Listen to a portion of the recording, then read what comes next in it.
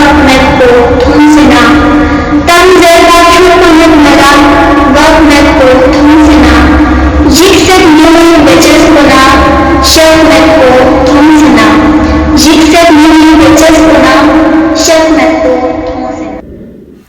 अस्सलाम वालेकुम, मैं हूँ राइला बल्तिस्तानी। अभी जो मैंने शेर पढ़ा ये मशहूर और मारूफ शायर मोहम्मद नसीम अदा का है जो हमारे साथ तशरीफ़ फरमा है। आप सिर्फ शायर ही नहीं बल्कि बेहतरीन एंकर पर्सन भी है। ओज टीवी चैनल के होस्ट हैं। सोशल एक्टिविस्ट के साथ साथ आप एक अच्छे इदारे में जॉब भी करते हैं। आपका ताल्लुक गिलगित बल्तिस्तान के खूबसूरत से विलेज शिगर से है। टूरिस्ट जब भी गिलगित बल्तिस्तान जाता है तो वो शिगर ज़रूर जाता है क्योंकि जितना ही प्यारा और ख़ूबसूरत शिगर है उतने ही प्यारे वहाँ के लोग हैं। तो आइए हम नसीम अदा साहब से गुफ्तगू करते हैं। अस्सलाम वालेकुम नसीम अदा साहब, कैसे मिजाज से आपके खैर खैरियत से हैं? वालेकुम सलाम, अल्लाह का शुक्र है, अल्लाह का ख़ास करम है, अब तक तो बिल्कुल ठीक हूँ। अच्छा, मैं तो आपसे बाद में पूछूंगी कि आपके जो नसीम अदा नाम है आपका, मैंने तो ज़्यादातर जो है अदा सिंधियों में सुना है, उनके नाम के साथ लगता है, लेकिन पहली दफ़ा मैंने किसी के बल्ती के नाम के आगे भी सुना है, तो इसके बारे में आपसे बाद में पूछूंगी। पहले मैं आपको वेलकम करती हूँ कराची में, आप कराची आए हैं, इसके बाद मैं आपको अपने प्रोग्राम में वेलकम करती हूँ। बहुत शुक्रिया जी आपका और आपकी टीम का कि आपने अपने प्रोग्राम में मुझे मदऊ किया और मैं बहुत ही ज़्यादा इम्प्रेस हूँ आपके प्रोग्राम से। तो बहुत ही अच्छा काम कर रही है आप भी और आपकी टीम भी। Thank you so much. अच्छा नसीम साहब, आज हम आपसे बहुत सारी बातें करेंगे। सबसे पहले आप मुझे बताएं कि आपके इस नसीम अदा का मतलब क्या है, आपने क्यों रखा है नाम? खैर, अदा का मतलब तो है अंदाज या रूप, इसके बहुत सारे मानी हैं जी। तो नसीम भी और अदा भी, ये दोनों अगर उर्दू में देखा जाए तो मुअन्नस लफ्ज़ है, लेकिन इत्तेफाक से मैं मर्द हूँ, लेकिन मैंने नसीम तो मेरे वालिदैन ने मेरा नाम रखा है मोहम्मद नसीम। अदा मैंने खुद तखल्लुस चूज़ किया।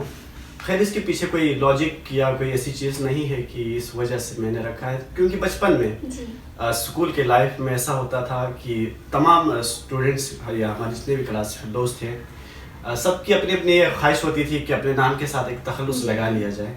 तो मैंने पहले कुछ और तखल्लुस रखा, फिर बाद में चेंज करते करते जब मैं 9th क्लास में पहुंचा तो मुझे ये अच्छा लगा कि मैं अपने नाम के साथ एक दफ़ा मैंने एक दिन किसी बज़्म अदब में मैंने अपने नाम के साथ वो अदा लगा लिया था, तो वहाँ से पढ़ गया। अब मैं खुद इससे जान छुड़ाना चाह रहा हूँ इस तखल्लुस से कि नसीम, अब चूँकि शायरी के मैदान में आ गया हूँ तो नसीम का लफ्ज़ भी मुअन्नस है और अदा भी, लेकिन अब इससे जान छुट नहीं रही। वैसे अदा बहुत अच्छा लगता है आपके नाम के। अच्छा, माशाल्लाह से आप बहुत बड़े शायर भी हैं, एंकर भी हैं, होस्टिंग भी करते हैं, तो आप मुझे बताएं कि आपके अंदर ये शौक़ कैसे आया है शायरी का?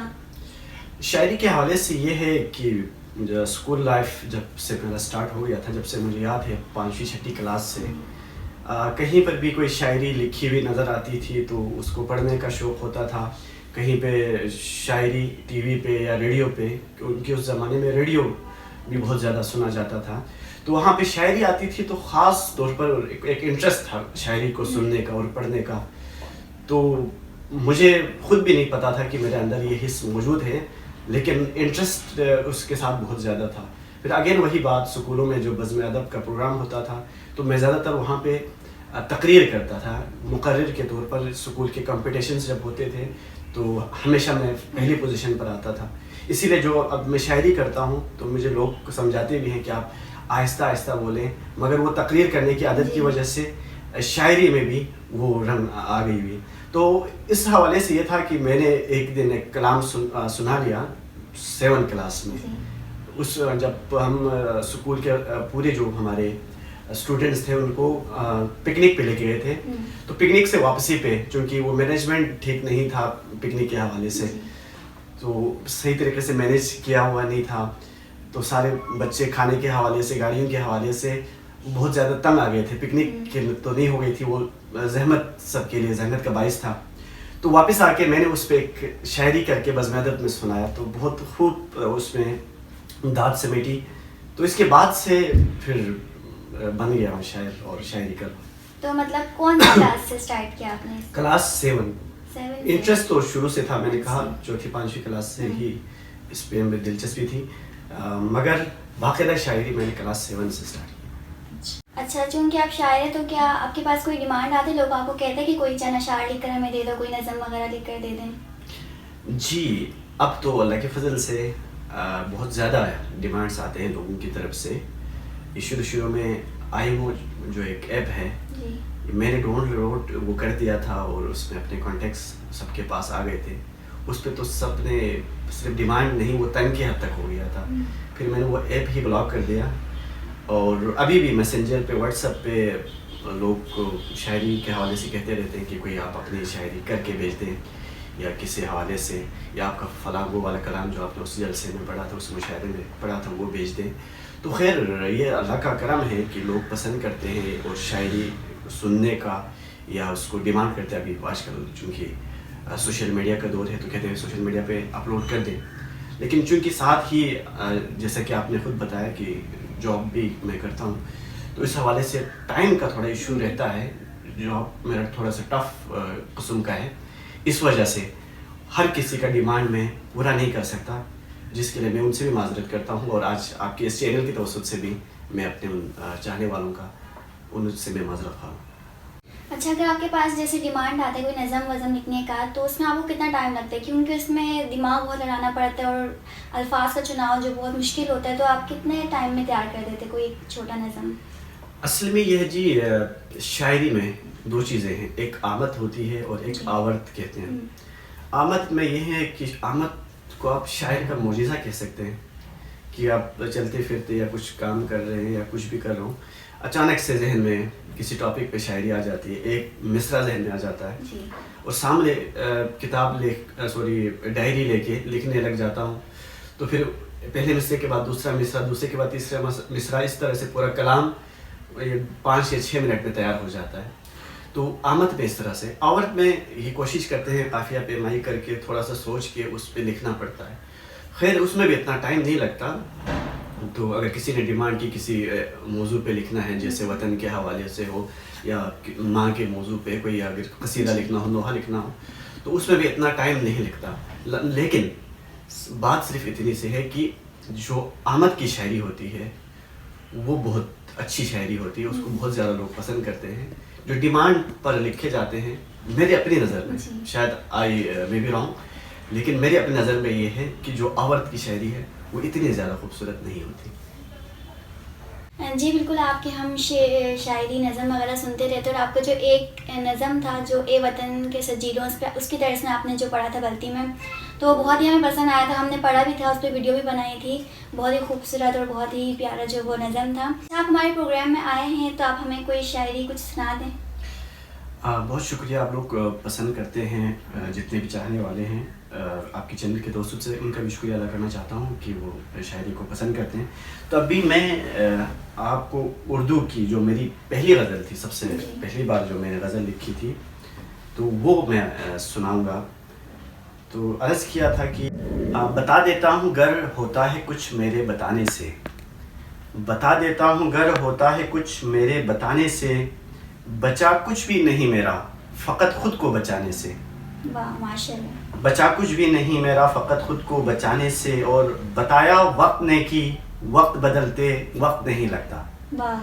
بتایا وقت نے کہ وقت بدلتے وقت نہیں لگتا، مجھے اوقات نظر آئی ہے کافی وقت جانے سے، مجھے اوقات نظر آئی ہے کافی وقت جانے سے، اور تہی دستی میں بھی خالی نہیں رہتا ہے دل میرا، تہی دستی میں بھی خالی نہیں رہتا ہے دل میرا، کسی کی یاد باری ہے جہاں بر کے خزانے سے.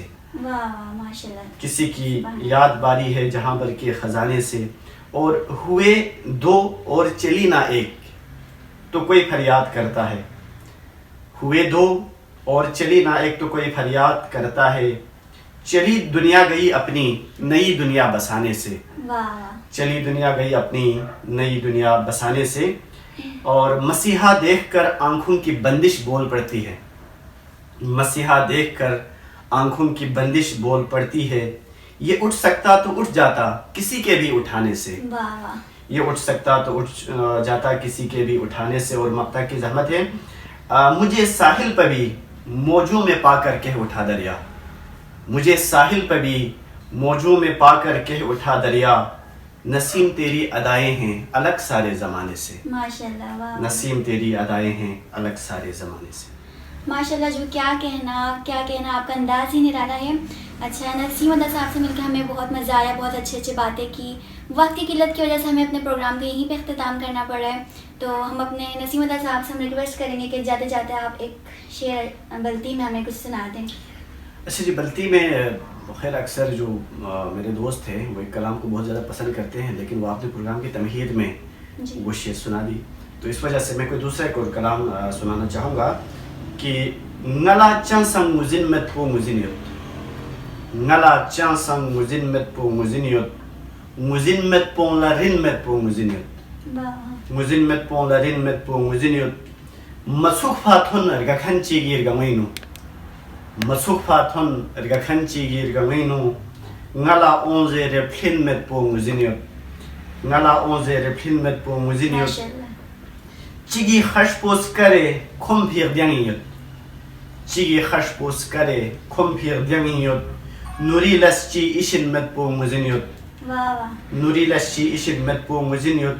pele lam thak chaden chi ngadruleniyot, pele lam thak chaden chi ngadruleniyot, dilam peng san ngin met po muziniyot, dilam peng san ngin met po muziniyot, gafang mikpol daneyot thoga ponla, gafang mikpol daneyot thoga ponla, ngari rol o miskin met po muziniyot, माशाल्लाह, क्या बात है। ngari rol o miskin met po muziniyot, ngari strok po ngasi chon drok se skorpin, ngari strok po ngasi chon drok se skorpin, aju shezdena trin met po muziniyot, वाह, aju shezdena trin met po muziniyot, nasimi phonchigi kha sning chusetans, nasimi phonchigi kha sning chusetans, dir dola menna in met po muziniyot, वाह वाह, dir dola menna in met po muziniyot, ngala chansang muzin met po muziniyot.